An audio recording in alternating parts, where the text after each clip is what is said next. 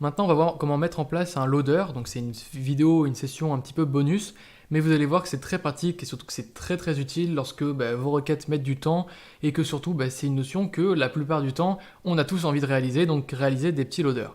Moi je vais vous montrer une petite méthode pour ajouter un loader, mais il y en a plusieurs autres et simplement celle-ci fonctionne très bien pour notre cas, donc ça vous permettra déjà d'en apprendre une première. Donc ici notre création, alors je vais vous montrer lorsqu'on arrive sur notre application. On ne voit peut-être pas forcément, mais le chargement là il est assez rapide parce que j'ai une très bonne connexion. Mais si on n'a pas une bonne connexion, ça peut donner quelque chose de pas très intéressant. Donc je vais vous montrer les résultats lorsque c'est plutôt lent. Lorsqu'on est sur la page donc Home ici, dans la partie Post, dans la partie Home Page, ici le résultat il est instantané. Ce qu'on va faire, c'est qu'on va faire un petit set time out pour directement donc hop, on va retarder en fait notre réponse, enfin l'affichage de notre réponse, on va mettre 2 secondes, tout simplement. Là j'enregistre, je vais venir réouvrir donc mon application, et si je reviens sur la page d'accueil, on voit que ça prend 2 secondes avant d'afficher le contenu. Nous ce qu'on veut c'est peut-être mettre un petit loader sympa, juste devant pour dire en attendant que ça charge les éléments. On peut le faire ça, donc moi je vais aller sur internet, je vais fermer mes différents onglets, et je vais aller sur loading.io je crois, loading.io voilà, qui est un site sur lequel vous avez des petits loaders voilà, libres de droit que vous pourrez réutiliser. Alors il y en a plusieurs qui sont sympas, on va prendre par exemple celui-ci, Ripple, Ripple qui peut être sympa. La couleur numéro 1, on va choisir du blanc, la couleur numéro 2, on va choisir du blanc, et la taille, on va la laisser à 200 pixels, et on va venir l'exporter au format CSS. Alors pour ça, il faut qu'on soit connecté avant, donc on va se connecter avec un compte Google. Il va falloir qu'on refasse donc tous les enregistrements. Donc on a dit qu'on voulait le Ripple en format à la couleur blanche. Super, et donc on le voulait au format CSS. On fait free download, et là on a donc le format CSS qui va être juste ici. Donc là on va avoir le CSS, et on va voir le HTML. Alors je vais copier le CSS juste ici, hop, que je vais venir coller dans notre style. Donc dans notre style, ici, je vais venir, donc on avait tout organisé, là ici je vais mettre un petit commentaire, loader, hop, loader ici, super. Je prends mon élément, je le positionne ici, et maintenant mon élément, donc c'est du HTML, ça va être cet élément-là. Je copie et je viens le positionner, là on en a besoin.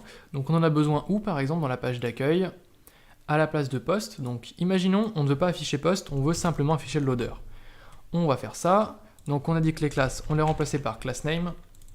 Ici on a une classe, ici on en a une. Et la div avec le style, ça pour le moment on s'en moque. On enregistre, on va voir ce que ça donne. Alors là j'ai une petite erreur. On nous dit que quelque chose a mal été fermé et que visiblement, alors c'est parce que je dois avoir des diffs qui doivent pas être très très bien fermés. On va regarder ça ensemble. Alors, ici, j'ai une div, hop, j'en ai une seconde, celle-ci qui se ferme. Ah non, celle-ci et celle-ci sont ensemble. Alors c'est toujours un petit peu délicat quand on ferme des divs. Tac. Ah oui, celle-ci et celle-ci sont ensemble. Ok, et donc il m'en manque une. Donc là, il faut que je ferme celle-ci. Super. Et voilà, et donc là maintenant j'ai mon loader qui se met à la place de mon contenu, c'est super. Ce qu'on peut faire, c'est dire, tant que je n'ai pas mon contenu, j'affiche mon loader, et dès que j'ai mon contenu, je raffiche mon contenu, tout simplement. Donc mon contenu c'était quoi? C'était post, et post, par défaut, il ne vaut rien. En fait ce que ça va faire, c'est que ça va exécuter la méthode render, et que si, par défaut, dans mon state, post c'est égal à rien du tout. Donc si je n'ai aucune réponse ici, je vais parcourir rien du tout, et donc post vaudra nul, il vaudra rien du tout. Donc ce qu'on peut faire, c'est dire, est-ce que la taille de post a de la valeur? Est-ce que la taille de post a de la valeur? Si elle n'en a pas, alors j'affiche le loader, sinon j'affiche le post. Donc ici on a notre loader qui va être juste là. On va venir le copier. Donc je peux dire, si j'ai mon contenu, donc si j'ai post.length, par exemple, je peux dire, si le contenu est égal à 0, donc si j'ai rien, enfin si la taille de poste est égale à 0, j'ai rien. Dans ce cas-là, je vais afficher quoi? Je vais afficher, alors là, c'est je me suis trompé, c'est pas ça, c'est une condition, donc je vais mettre des parenthèses ici. Hop. Donc si j'ai rien, dans ce cas-là, je vais afficher donc mon loader. 2 petits points, donc là c'est du ternaire. 2 petits points, sinon j'affiche post. Voilà, j'enregistre. Et là on voit que au bout de 2 secondes, j'ai mon contenu qui apparaît. Donc là c'est super. On peut optimiser tout ça en créant un component loader qui va comprendre donc tout notre HTML. C'est ce qu'on va faire. Dans la partie includes, on va faire clic droit, nouveau file, loader.js. Là, ici, on va créer un nouvel élément. Alors, on va aller dans la partie home, on va copier notre loader. On fait un const loader est égal à notre élément, donc ça va être ça, et on va venir l'exporter. Donc export default loader. Là, on a créé notre loader, très bien. On peut l'enregistrer, on peut aller dans notre partie home page. Ça, on peut tout supprimer pour le moment. On va l'importer, on va faire import loader from. Donc on va aller chercher dans deux petits points slash includes slash loader. On va chercher loader et on peut l'afficher à la place de notre contenu HTML. Alors là, tac, c'est pas très pratique. Donc ici, on avait dit qu'on voulait donc loader, voilà, ou sinon, on affichait post. Voilà. Et donc là, on a le même résultat. Alors là, on nous dit que React doit être dans le scope, c'est parce que dans la définition de loader, j'ai oublié d'inclure, parce que là c'est du JSX, j'ai oublié d'inclure React, donc on fait un coup de import React from React, super. Et là maintenant, j'ai mon loader qui a bien été ajouté, et lorsque mon contenu est chargé, j'ai mon loader qui s'enlève et mon contenu qui s'ajoute juste ici. C'est super. Donc là, on peut le réutiliser sur toutes nos pages et sur tous nos éléments en général. Donc là, on voit, en fait, là, c'est une condition de ternaire, hein, bien sûr. C'est si cette condition est respectée, alors j'affiche le loader, sinon j'affiche le contenu. Je vais venir copier ça. On va le mettre dans la partie post, donc post page. Pour mes commentaires, je vais le faire pour les commentaires. Donc si mes this.comments, si comments.length n'est pas défini, alors j'affiche loader, sinon j'affiche comments. Là, le loader n'est pas inclus, alors on va venir l'inclure. Insert, ça l'a bien inclus, en effet. Et je vais pouvoir le faire aussi pour la partie du titre et du body. Donc là, je peux dire, par exemple, je veux que... hop, je mets du JSX. Donc ici, si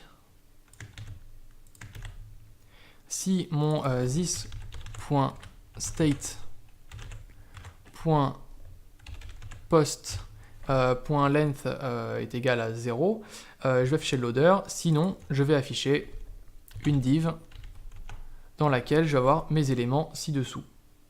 Donc on va mettre ça de cette manière-là, tac, tac, et donc ça va être ce H1 et ce P.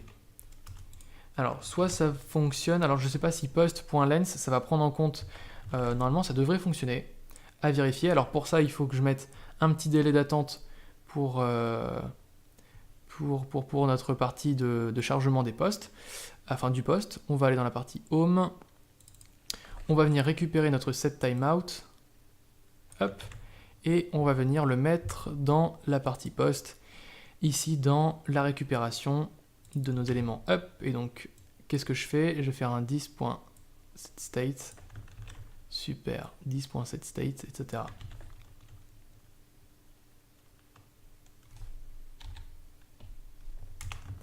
Ok, alors lorsqu'on clique, donc là on attend 2 secondes, lorsqu'on clique sur un élément, là on voit que le loader ne charge pas, donc ça veut dire que ça ne fonctionne pas. Il faut qu'on dise 10.state.post.title.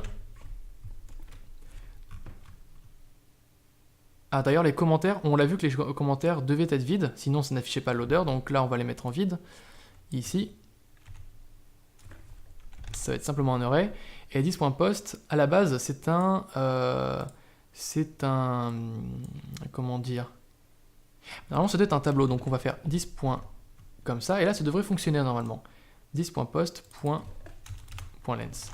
On va réessayer. Et voilà, là ça fonctionne. Alors maintenant, si je reviens dans l'application, donc là je mets 2 secondes de délai, si je clique sur un élément, là je mets pas de délai, donc ça l'affiche directement, et là ça l'affiche juste ici. C'est super, on a très bien avancé, c'est nickel. Voilà, et là on a créé donc des loaders qui viennent se mettre directement sur notre application. Donc on a créé une application React.js avec des loaders.